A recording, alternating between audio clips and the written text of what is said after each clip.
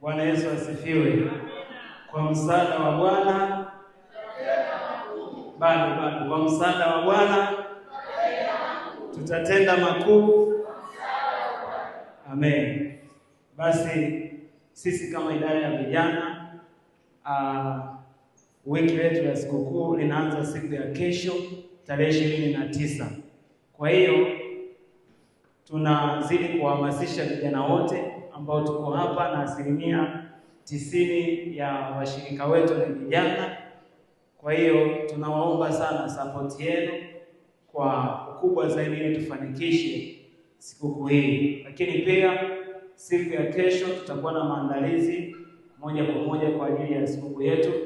Siku ya Jumatano tutaanza semina yetu mahali hapa. Hiyo semina ni ya watu wote. Kwa hiyo unahimizwa na unahamasishwa kushiriki kwenye semina hiyo.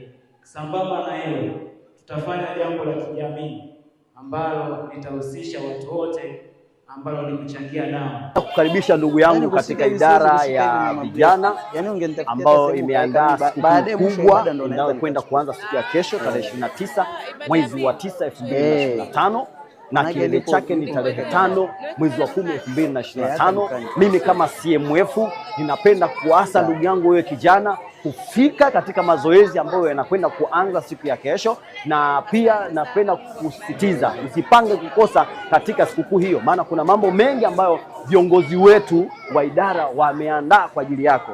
Mwalike ndugu yako, mwalike jirani yako, mwalike na rafiki yako, pia hata bosi wako kazini mwalike, ili aweze kuja kupata kile ambacho Mungu amekusudia juu ya maisha yake.